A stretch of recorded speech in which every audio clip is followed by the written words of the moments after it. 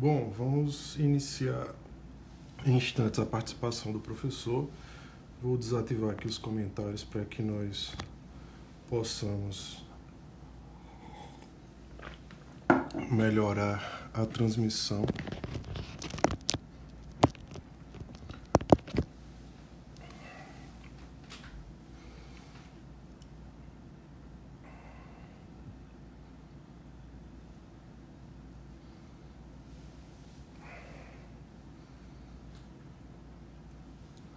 Vou fazer o convite ao professor dentro de poucos minutos, só para a gente poder respeitar o horário.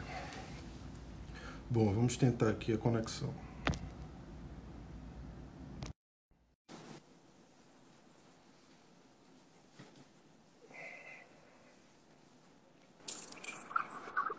Boa noite, professor Lavareda. Boa noite. É um prazer para nós poder recebê-lo aqui nessa live. Lhe agradeço do IDEL, Instituto de Direito Eleitoral da Paraíba. Lhe agradeço em nome da ABRADEP, a Academia Brasileira de Direito Eleitoral e Ciência Política. E gostaria de agradecer também a sua assessoria na pessoa de Mônica, que nos ajudou bastante na dinâmica e na execução dessa entrevista. Professor, inicialmente a gente está diante de uma grande pandemia e essas novas tecnologias têm nos ajudado a poder proporcionar esse tipo de entrevista e de conversa com alguém que tem uma profunda produção acadêmica e há décadas trata de assuntos acerca de comportamento eleitoral. Como é que o senhor tem conseguido realizar essa dinâmica, professor, já que sua agenda é extremamente comprometida e sabemos que o senhor é extremamente requisitado? Olha, primeiro dizer que é um prazer estar aqui conversando com vocês, me permito chamá-los a todas e todos de vocês, para ficarmos num nível de coloquialidade, e dizer que todos nós fomos surpreendidos por essa pandemia e, por conseguinte, pelo isolamento como estratégia básica para a contenção da disseminação do coronavírus, etc. O que eu quero dizer é que ninguém se preparou ao certo para essa vida abnormal, ou seja, de uma excepcionalidade. Então, o que temos todos procurado fazer, com certeza é o seu caso, é o caso das pessoas que estão conosco nesse momento, é adaptarmos-nos da melhor forma possível. Essa é uma característica básica da nossa espécie, né? E meados do século XIX, o Charles Darwin apontou que essa capacidade de adaptação da nossa espécie a todas as circunstâncias, sobretudo as mais difíceis, era mais ou menos uma das chaves que explicava o seu êxito.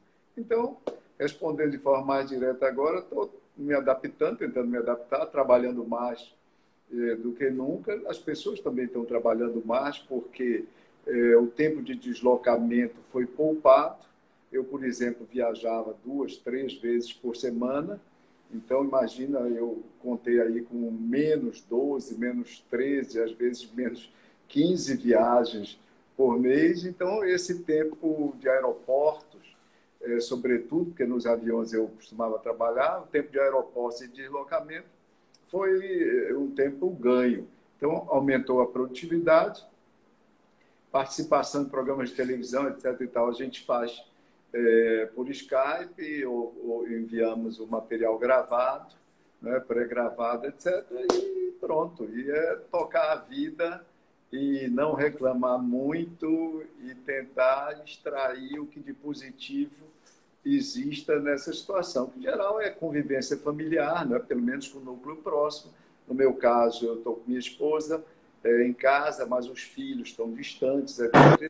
Então, você tem essas limitações, mas há que viver da forma mais adequada possível, até porque não há outra opção, quer dizer, que tenha utilidade. Isso. Professor, o senhor, como eu disse, tem uma profunda experiência e uma profunda produção acadêmica. Há uma nota distintiva na sua pessoa que, além da produção acadêmica, além do aprofundamento nos estudos, o senhor conta com a vivência prática. Isso, para mim e para nós, é uma nota distintiva na sua pessoa. Lembro que o senhor tem uma obra que já falava de representação, legitimidade e crise política, isso lá em 85. De lá para cá, não é novidade no Brasil falarmos de crise. Porém, o momento atual é extremamente delicado e é o que tem que ser apresentado. Diante disso, eu pergunto ao senhor, que crise é essa que nós estamos? Ela é uma crise unicamente do sistema representativo, aquele no qual o eleitor não se sente representado naquele que foi eleito, ou uma crise da própria democracia, uma crise mais abrangente. O Olha, que poderia nos contribuir nesse sentido? olha, veja o seguinte, essa crise, né, tão comentada, a crise da democracia representativa, não é uma crise, obviamente, todos sabemos, específica do nosso país, embora ela se dê aqui com as tintas locais próprias, né? Mas é uma crise geral da democracia representativa. Em largas pinceladas, como é que você pode explicar essa crise? Pelo menos numa perspectiva mais geral, como eu me proponho a fazê-lo. Imagina o seguinte, vamos recapitular. A democracia representativa floresceu, teve um apoio difuso, importante na sociedade, a partir da Segunda Grande Guerra. A partir da Segunda Grande Guerra e durante praticamente 3 décadas, um pouco mais. Na esteira da prática da democracia, do funcionamento do sistema, se desenvolveu na Europa, por exemplo, o estado de bem-estar, na América do Norte, também na Europa, e em diferentes fases, onde havia, na América Latina, poucos países da Ásia, menos países ainda na África, a democracia também era acompanhada por um desenvolvimento da sociedade, por uma melhoria das condições de vida, da renda média dos cidadãos, etc, etc. Tudo isso foi praticamente sendo interrompido ali pelos final dos anos 80, década de 90 do século passado. Mais adiante, os problemas agravados pela crise financeira de 2008, e depois de lá para cá o mundo enfrentou um período recessivo importante, quer dizer, uma recessão anterior a essa que o mundo assiste e vai ver agravada nos próximos meses. Então, o que é que nós tivemos? Nós tivemos redução da renda média das famílias. Nós tivemos endividamento privado, endividamento das pessoas, nós tivemos endividamento público e um outro elemento que é muito importante, porque tem rebatimento, embora seja um fato objetivo, tem rebatimento na dimensão subjetiva, qual seja a interrupção do processo de declínio da desigualdade, das desigualdades, que se dava desde os anos 40, do final dos anos 40 do século passado, a interrupção do declínio e, mais ainda, afora a interrupção, um recuo desse processo, ou seja, um aumento da desigualdade.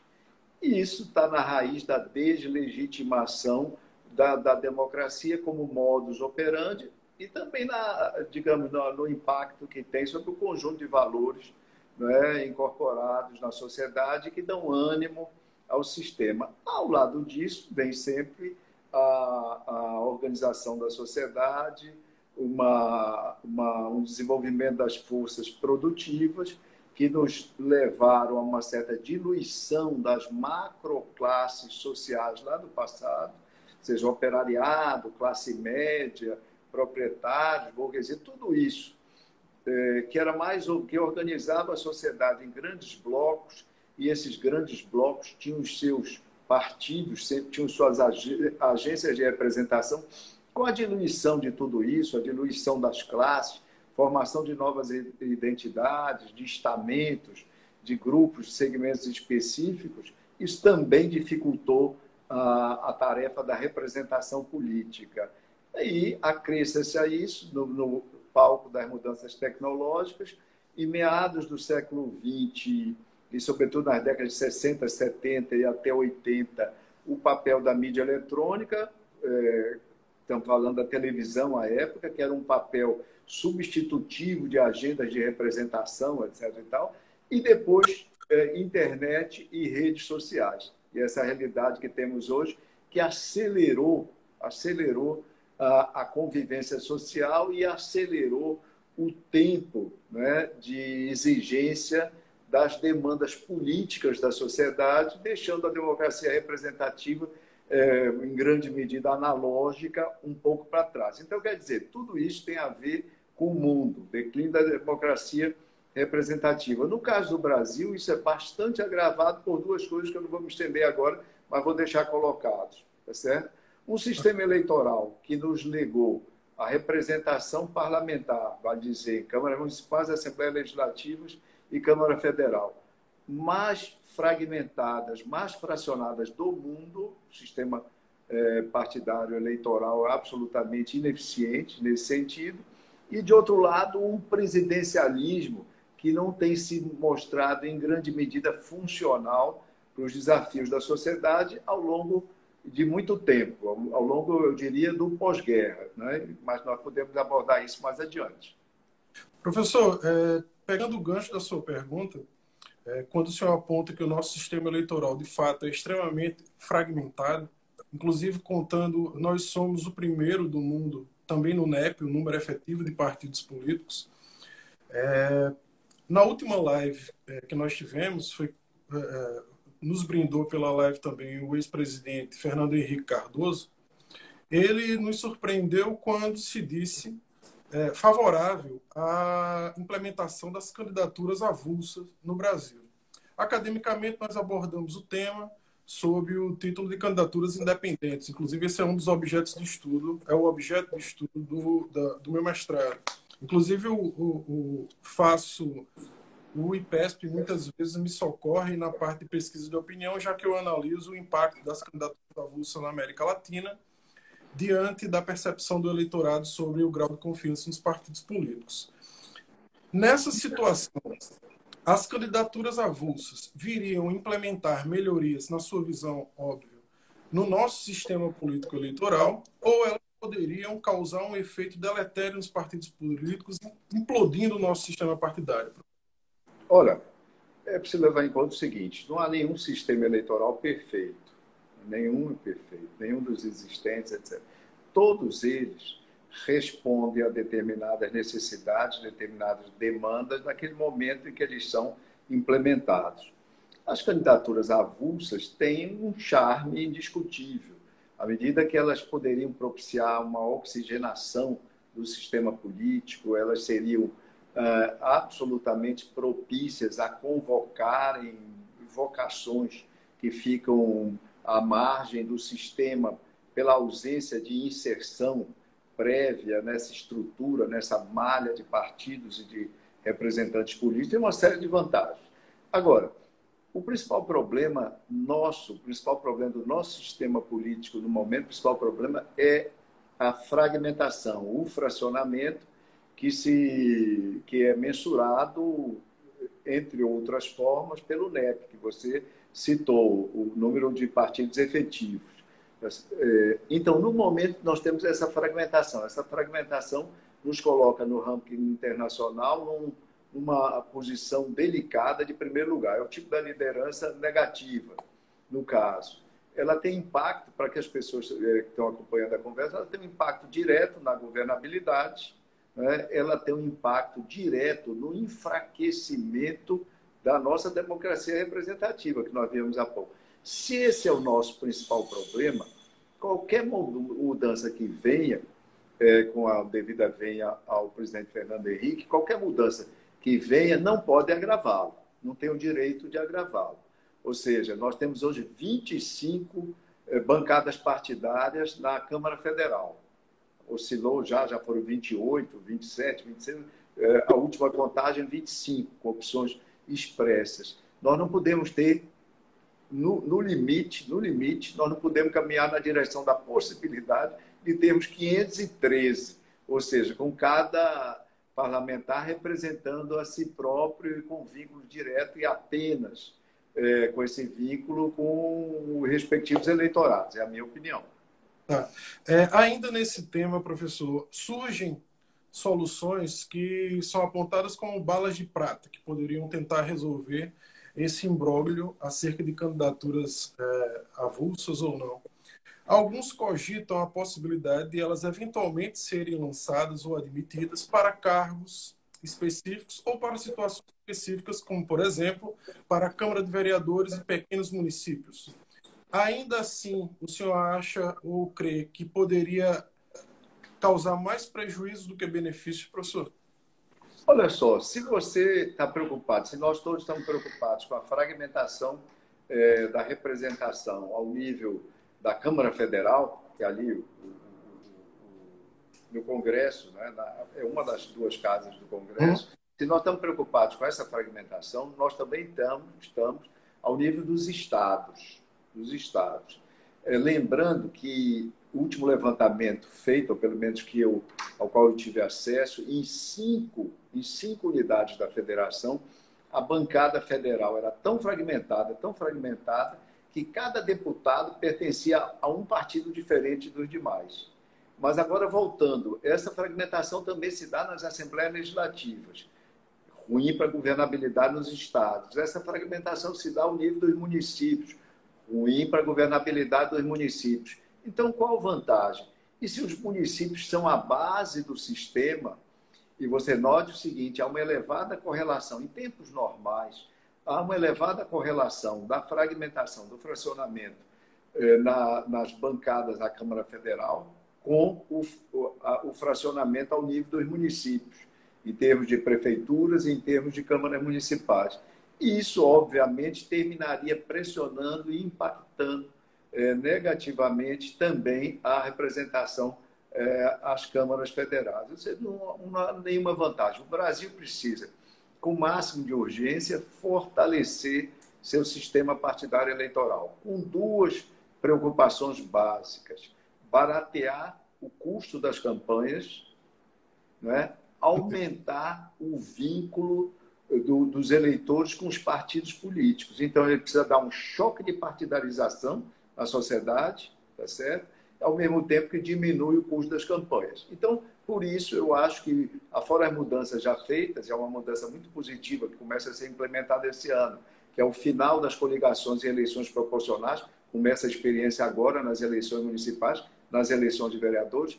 Afora isso, nós precisamos avançar, o país precisa avançar. Nós precisamos de um sistema eleitoral mais moderno do que o nosso, no que concerne a escolha de parlamentares.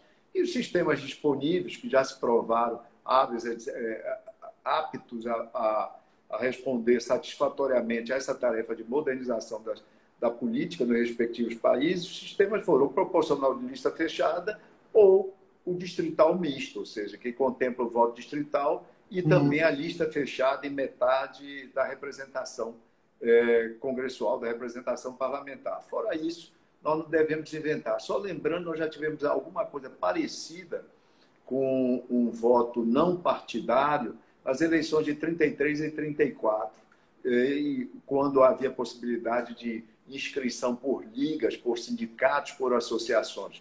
Com certeza não foi algo que deu certo, tanto que não foi sequer resgatado por qualquer saudade quando da reconstitucionalização do país em 1946.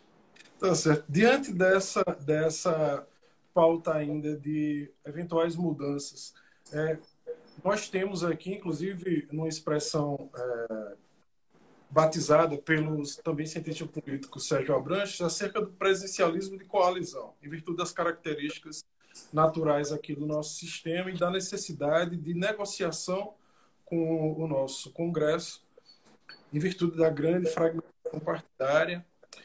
O senhor enxerga a possibilidade de melhoria do nosso sistema caso fosse admitido o parlamentarismo no Brasil, professor?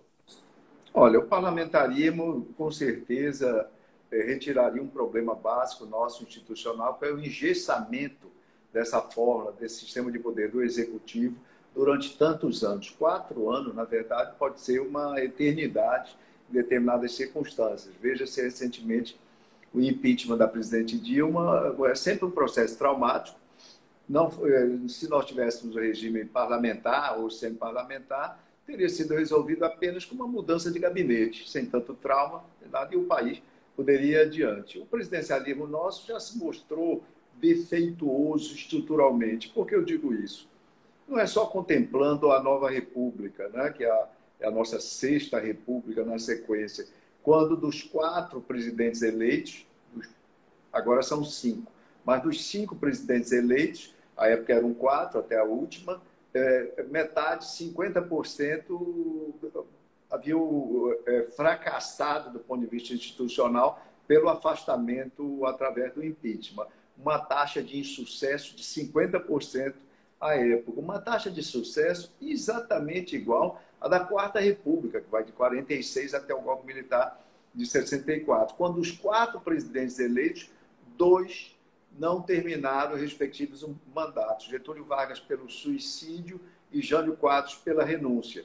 E agora não estou falando de João Goulart, porque foi um vice empossado, etc. e tal. A mesma taxa de insucesso. Então, é óbvio que o parlamentarismo, ou um semi-parlamentarismo, modelo, por exemplo, modelo português, etc., daria muito mais flexibilidade e prestaria uma dinâmica. É uma forma de governo, um sistema de governo que diminui, né? Onde o potencial de traumas é bastante reduzido. Traumas para o sistema provenientes da eventual necessidade de afastamento de presidente. Agora, lembrar que nós já tivemos 2 plebiscitos, em 1963 e 1993. Em ambos, a adoção do parlamentarismo foi bastante rejeitada, foi rechaçada por maiorias, né, que se opuseram à sua adoção, maiorias contundentes. Então, nós podemos vir a pensar nesse sistema, mas isso demandará algum tempo, bastante diálogo com os diversos segmentos sociais e, antes de tudo, uma outra coisa, nós precisamos enxugar esse quadro partidário, enxugar substancialmente, porque não há notícia de regime parlamentar ou parlamentarista com bom funcionamento, com Congresso, com câmaras federais ou com Assembleias Nacionais estilhaçadas em termos de representação. Então, nós temos isso que temos hoje, essa Câmara fracionada, fragmentada, leva ao que você mencionou há pouco, que é o presidencialismo de coalizão. O presidencialismo de coalizão, eu costumo dizer, não é uma opção, ele não é um conceito, ele, na verdade, é um truísmo, é uma verdade absoluta. Porque se você tem um parlamento fragmentado, um multipartidarismo exacerbado, e você tem um regime presidencialista, e os partidos com maior representação não chegam a 15% da representação, como é o nosso caso, ou o presidencialismo é de coalizão, para ter sustentação parlamentar, ou ele é um presidencialismo pretensamente imperial, um presidencialismo de conflito que não poderia perdurar muito tempo. Veja se eu louvo até a iniciativa do presidente Bolsonaro, que depois de ter insistido muito tempo na criação de um novo caminho absolutamente impossível, dada a combinação de presidencialismo e multipartidarismo que nós temos, ele se curvou às circunstâncias e agora está perseguindo a constituição de uma maioria no Congresso Nacional com apoio dos partidos que levam a denominação de centrão. Ou seja, ele está começando a ensaiar isso, já abriga ministros do centrão, etc. e tal. Há um visível constrangimento por parte do presidente, do seu núcleo próximo e mesmo dos seus apoiadores, por terem se curvado a essa necessidade, mas de fato, note-se que depois que ele começou a fazer isso, o nível de tensão política do país retrocedeu várias casas. Ótimo. Professor, trazendo agora um pouco o tema instituições, a gente tem visto aí um crescente coro de ataque às instituições. Isso é um fato. E, diante dessa circunstância, nós vimos, inclusive, pedidos de fechamento do Congresso, fechamento do STF, pedidos de impeachment de ministros do STF e ataques às instituições democráticas em si. A pergunta que fica é: nossas instituições estão realmente em xeque? Correm risco diante desse cenário, professor? Olha, a minha leitura é de que ninguém pode dormir no berço esplêndido da democracia. Esse berço não existe, né? Quem dormir ou quem se acomodar diante dessa hipótese otimista, né, panglossiana, em grande medida, pode ser negativamente surpreendido adiante. As instituições precisam ser fortalecidas o tempo todo, através do seu melhor exercício, através da reflexão, através do debate. As instituições democráticas precisam, inclusive, exigem que os seus integrantes, embora diferindo em posições, às vezes de forma radical do ponto de vista dos respectivos credos, das respectivas opiniões, não podem se tratar como inimigos, não podem se tratar como inimigos, não deve se tratar como inimigos, não deve ter uma postura negativa em relação aos seus competidores, porque tudo isso nós vamos aprendendo, tudo isso deprecia e, como tal, debilita, né? É responsável pela tibieza dessas instituições. A democracia repousa no diálogo. Essa é uma base, é uma pedra de sustentação insubstituível. Não é um regime do debate que, fora acalorado, resvale para o insulto, para a agressão e para o ódio. A democracia não convive bem com essas características. Tudo isso a enfraquece. Ela precisa ser fortalecida, como eu dizia, o tempo todo, lembrar que já há toda a fragilidade decorrente de todos aqueles fatores que eu elenquei no início da nossa conversa dessa noite. Até por isso é preciso prezá-la, é preciso reforçá-la o tempo todo. Hoje, por exemplo, pouco antes do início da nossa conversa, o ministro Luiz Fux emitiu um pronunciamento lapidar, ele dizendo acerca dos comentários das alegações de que o artigo 142 da Constituição facultaria as Forças Armadas à intervenção por requisito de apenas um dos poderes, ou seja, como se as Forças Armadas pudessem eventualmente ser mobilizadas pelo Executivo, né, para resolver moderador, né? Para resolver contenda com os demais, o famoso poder moderador. Ele disse: olha, a Constituição não acomoda essa percepção, não acomoda essa interpretação para as Forças Armadas, para qualquer papel legítimo das Forças Armadas. Isso é uma forma, por exemplo, de zelar pela democracia, não é? Emitir, como o ministro fez, enunciados muito claros, né? Estabelecendo limites muito perceptíveis, nítidos, né? Para o funcionamento e para a atuação não só dos poderes, como também das outras instituições que integram o nosso Estado republicano. Nessa situação, professor, ainda das tratativas envolvendo as instituições democráticas, em especial os três poderes, há muito se fala na imprensa acerca do sistema de freios e contrapesos. Para o cidadão médio é um pouco difícil entender, principalmente quando muitas vezes a opinião pública põe como se fosse, ou alguns veículos põem como se fosse um conflito institucional. Então, o que seria esse mecanismo de freios e contrapesos e o porquê não se falar em conflito institucional, conflito entre instituições? Olha, como você lembrou, é difícil você pensar, né, nessa arquitetura de poderes, né, essa fórmula tripartite, com inspiração em Montesquieu, mas não apenas nele, lá atrás, etc. É difícil para o cidadão comum entender que esses poderes precisam existir, né, com autonomia, ou seja, cada um tem esfera própria.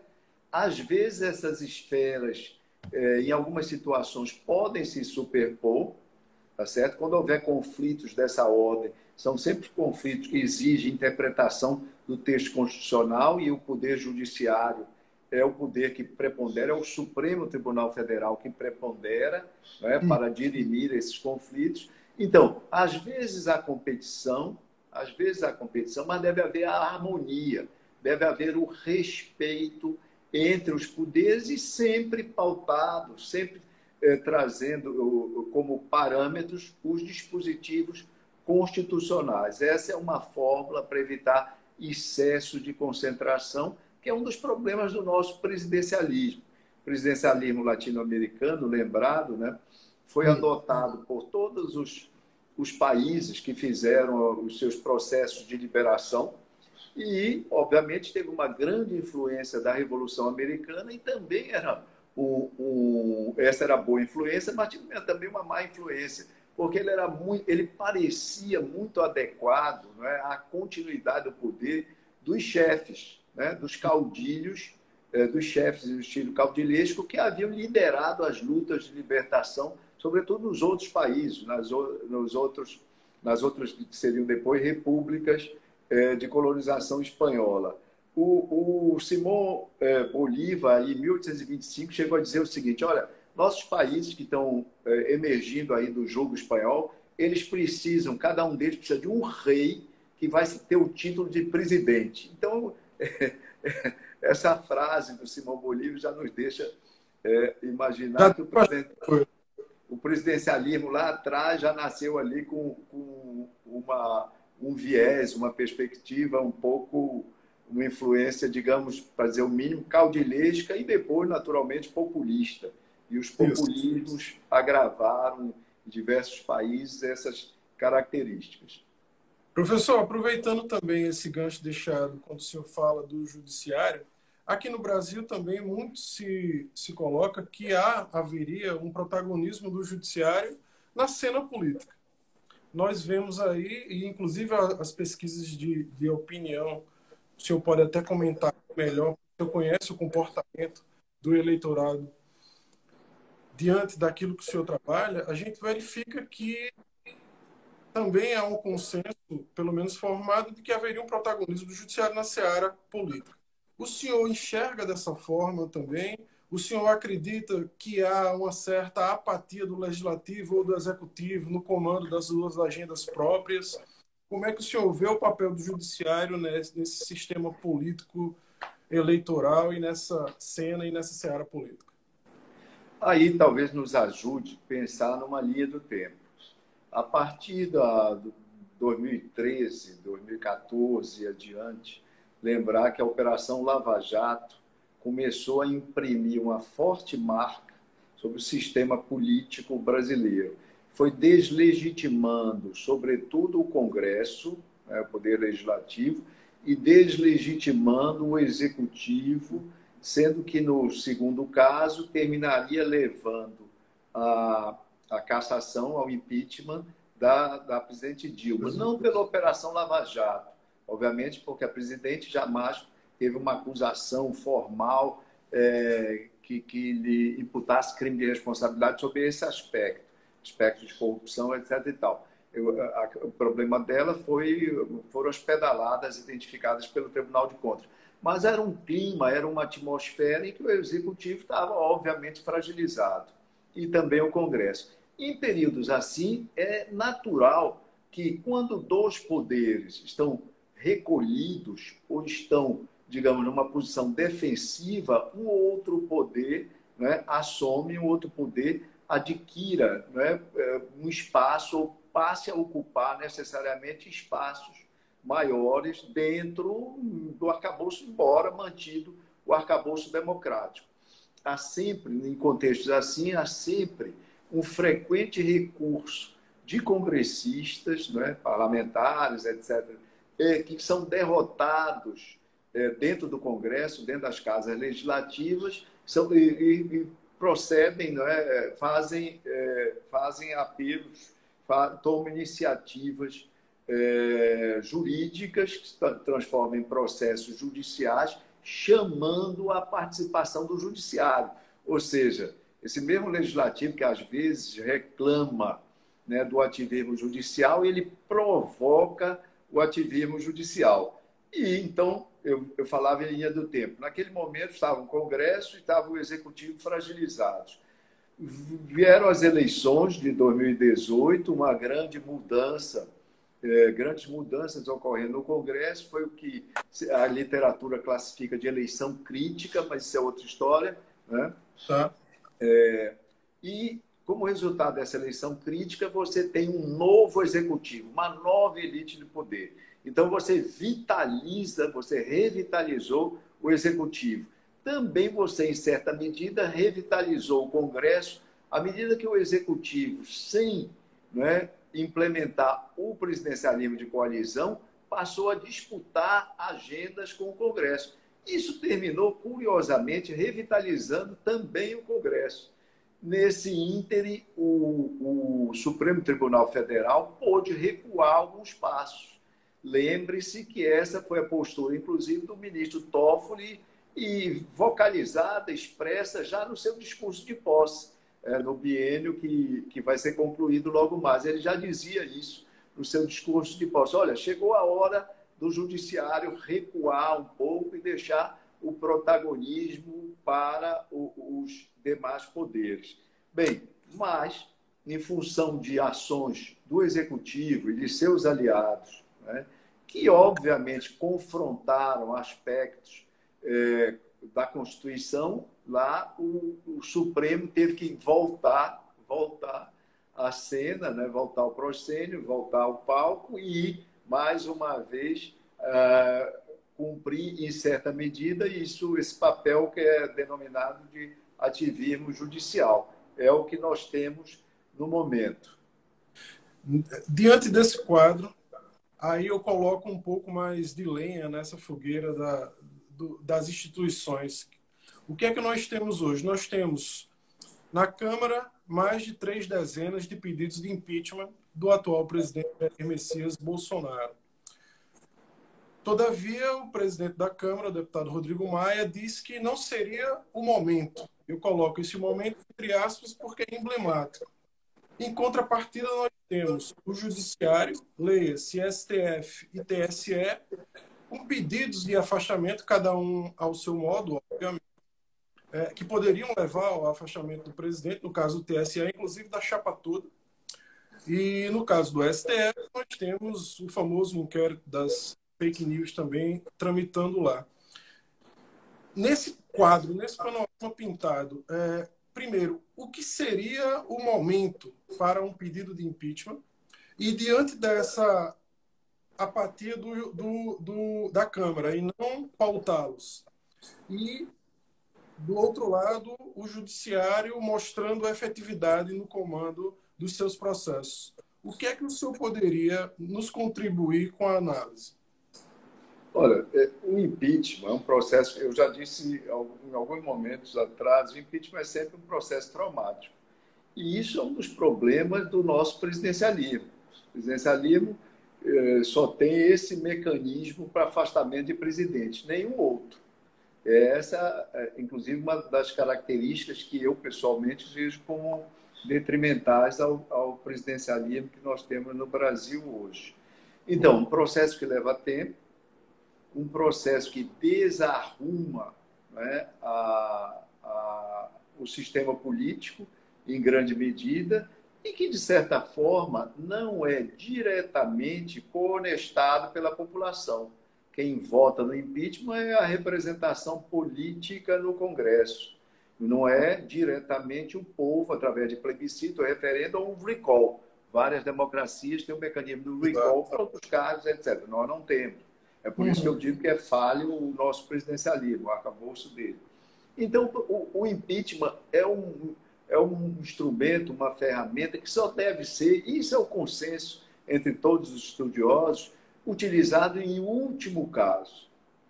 Em último caso. E ele exige 2 requisitos, ademais dos fatos concretos. Afora os crimes de responsabilidade capitulados na Constituição, ele tem 2 pré-requisitos sem os quais não há possibilidade. E isso nos ajuda a entender essa menção ao momento. Ele exige, tá certo? Uma ampla maioria congressual para fazê-lo. Lembrar que você precisa de 2/3 do Congresso para fazê-lo. E ele exige uma sólida maioria na opinião pública. Nós não temos no Brasil hoje, em relação ao eventual afastamento do presidente Bolsonaro, esses 2 pré-requisitos cumpridos. Os juristas, e é fácil ver, basta ligar qualquer das emissoras de TV, os Uhum. juristas elencam uma série, uma cornucópia do que seriam indícios de crime de responsabilidade, etc. e tal. Tudo isso pode ocorrer. Nós não estamos tratando dos fatos em si, os fatos que seriam os crimes específicos ou múltiplos do presidente Jair Bolsonaro em questão. Nós estamos falando desses dois requisitos: um sólido apoio no Congresso para essa tese e um sólido apoio na sociedade. Ademais, lembrar que fazer um afastamento do presidente em plena pandemia, né, com a sociedade isolada, mas é um trauma de aumenta, né, exponencializa esse trauma ao qual eu aludi. Perfeito. Professor, trazendo agora um pouco para o tema comportamento, nós temos aí uma escalada dos discursos um pouco mais incisivos, discursos que transparecem o autoritarismo. Alguns, inclusive, lançam sobre esses discursos a pecha de discursos fascistas ou protofascistas. Em contrário, nós temos discursos vindos da parte mais conservadora, de que nós estaríamos caminhando, se a esquerda voltar ao poder, para um comunismo. Diante dessa polarização entre extremos bem distantes do espectro político, nós teríamos realmente os fantasmas do fascismo e o fantasma do comunismo assombrando o Brasil. O senhor acredita que há essa possibilidade de chegarmos a esse extremo, ou qualquer um desses extremos? Eu não acredito em fantasmas, né? E no rol de fantasmas se inscrevem esses dois. Nós não vamos ter nem um fascismo, nem um comunismo no Brasil, porque essas duas ideologias são filhas do seu tempo.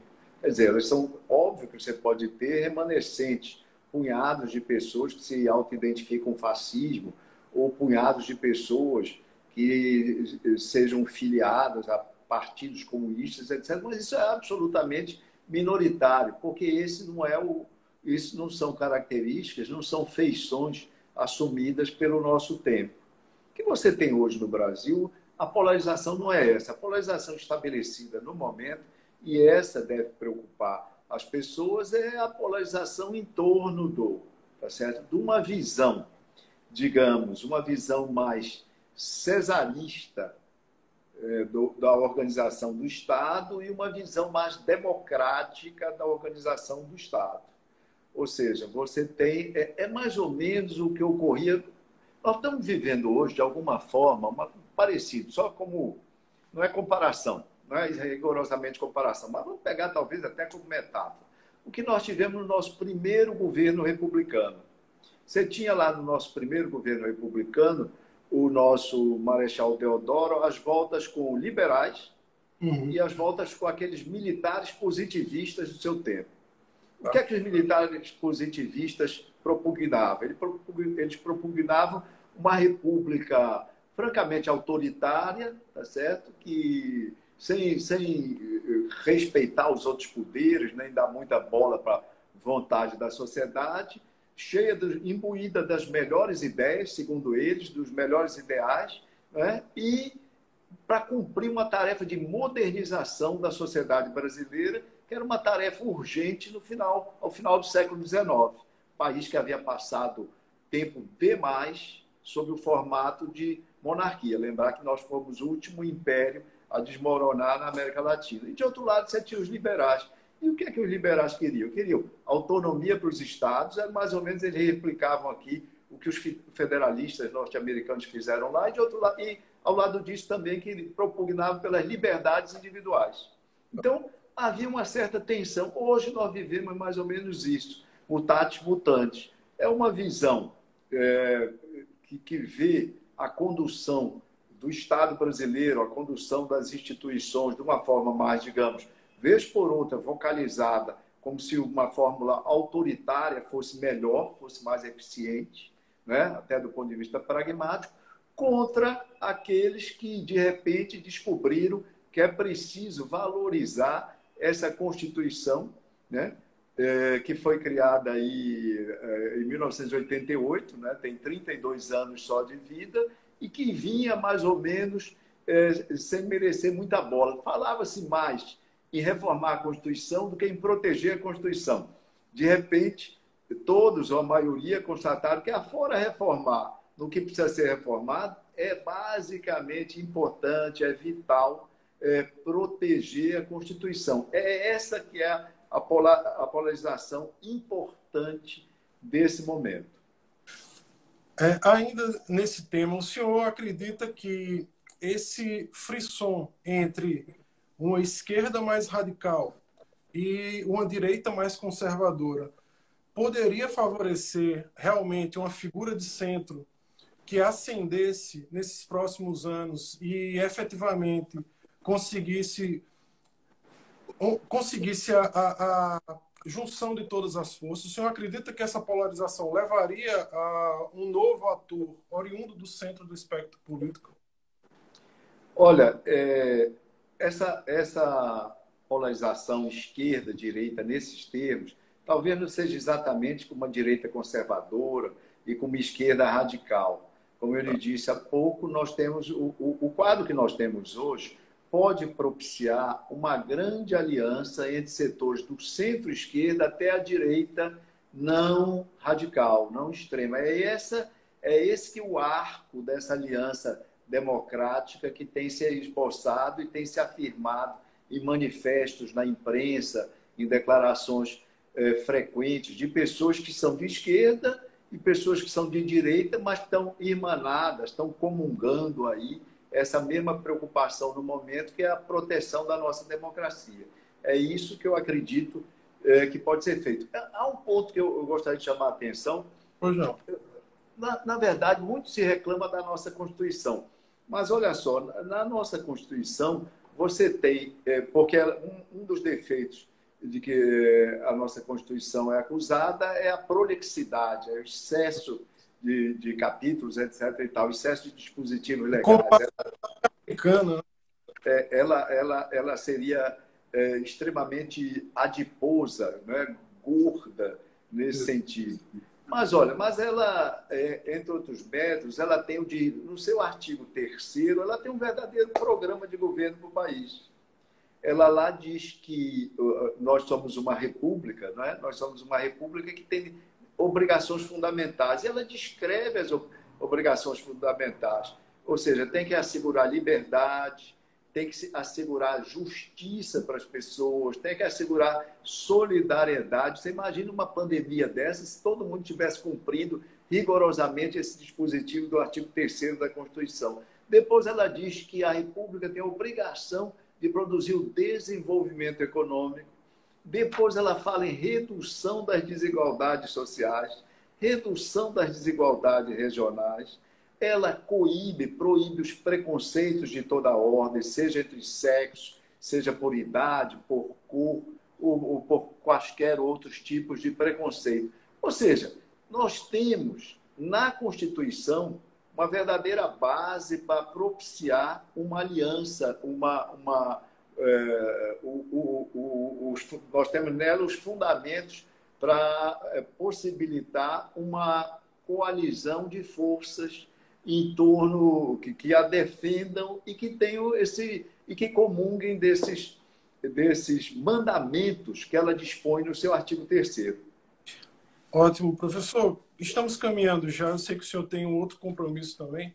Estamos caminhando já para o final, mas tem aqui mais duas perguntas que nos foram enviadas, inclusive por um ex-juiz da Corte Eleitoral, daqui da Paraíba, doutor João Ricardo Coelho, e ele pergunta acerca dos efeitos das redes sociais, das mídias sociais, das chamadas fake news, principalmente, são aquele conjunto de desinformação. E ele aponta que nas eleições americanas, no Brexit, nas eleições brasileiras, comenta da grande influência das redes sociais sobre a escolha do eleitor, sobre o comportamento do eleitor. Diante desse cenário, pergunto: há realmente esse grande peso das redes sociais na escolha do eleitor? E como o senhor vê hoje as redes sociais frente à televisão, que desenvolveram sempre um grande papel na propaganda eleitoral e na escolha do eleitor. As redes sociais hoje realmente influenciam na escolha do eleitorado? Elas têm um papel importantíssimo e elas hoje, se elas não superam a televisão, elas já vêm num absoluto segundo lugar em termos de influência sobre os eleitores. Lembrar que a eleição é o ponto fulcral do sistema democrático. Nós falamos em democracia em diversos momentos dessa nossa conversa, mas o momento fulcro, né, do funcionamento da operação do sistema é exatamente o instante eleitoral, o momento eleitoral. Daí que nós temos que preservar o mais possível a integridade do momento eleitoral, ou seja, a integridade de campanhas, a integridade da expressão das escolhas das pessoas traduzidas em comportamento efetivo, ou seja, em votos, né? E as redes sociais que trouxeram magníficos benefícios para toda a sociedade, em todas as áreas, assinalam, na verdade, uma nova era, né, para a nossa espécie, para a nossa civilização. Elas também trouxeram, naturalmente, problemas. Anos atrás, você lembra, você é cientista político, leu com certeza o trabalho do Manuel Castells sobre redes de indignação e de esperança. O papel das redes sociais ajudando a derrubar tiranias na Primavera Árabe, entre outras coisas, etc. Isso tudo é verdade.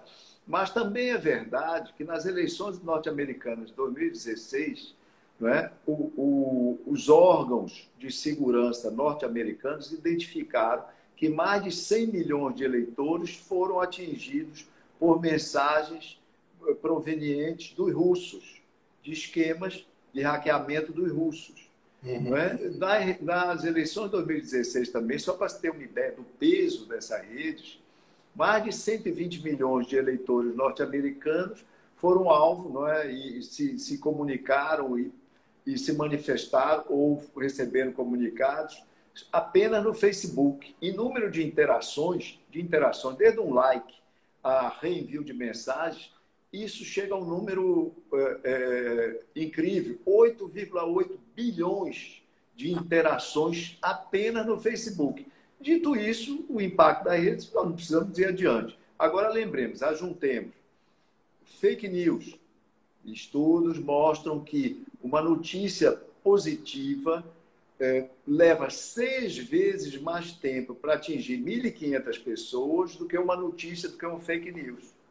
6 vezes, ou seja, o mal, né?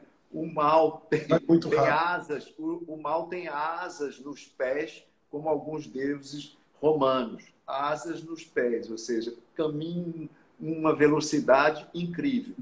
Com a inteligência artificial e com os algoritmos, deu-se uma combinação que tem levado a um processo de polarização artificializado, que também seria objeto de uma outra conversa, nós não teremos tempo. Os algoritmos utilizados terminam radicalizando as crenças, radicalizando as preferências de cada indivíduo. Agora, a boa notícia é o seguinte, já há um uso intensivo de algoritmos, de inteligência artificial para identificar e cercear a atuação das fake news. Ou seja, provavelmente nós teremos um combate mais efetivo às fake news através da utilização de algoritmos, né, que avaliam não só procedência, não só autoria, mas a gramática das mensagens, sua morfologia, ou seja, uma série de indicadores que levam à detecção do que é fake news. E isso, obviamente, também, né, já que foi o magistrado que fez a colocação, e eu agradeço de logo a questão dele, isso tudo acoplado a uma atuação efetiva, o mais possível, da justiça eleitoral.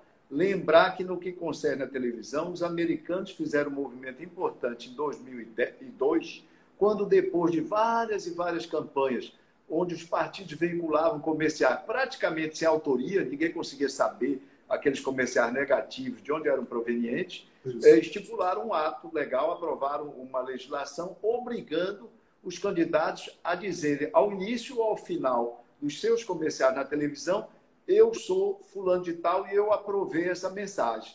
O candidato, com a sua voz, tem que dizer isso, etc. e tal. Pelo menos marca, não é? é uma identidade, uma digital da autoria. Óbvio que o processo para redes sociais será muito mais complexo, é muito mais complexo, é um assunto delicado, mas urge que a Justiça Eleitoral tenha um papel aí predominante, né, para proteger a rigidez das nossas campanhas. As campanhas eleitorais e a manifestação da vontade do eleitor nas urnas, volto a dizer, são o ponto fulcral da nossa democracia. Perfeito. Professor, estamos finalizando. Gostaria de deixar a última palavra com o senhor. E nessa última palavra, o senhor dizer o que esperar desse Brasil pós-pandemia, professor. Olha, nós temos um quadro crítico adiante, né? Variam os prognósticos sobre o declínio do nosso PIB, mas todos eles apontam o declínio do PIB. Né? Há um aumento da desigualdade, o país sairá da pandemia, né? Ou dessa fase crítica de isolamento, de lockdowns, etc. Tal. Sairá mais pobre, sairá mais desigual.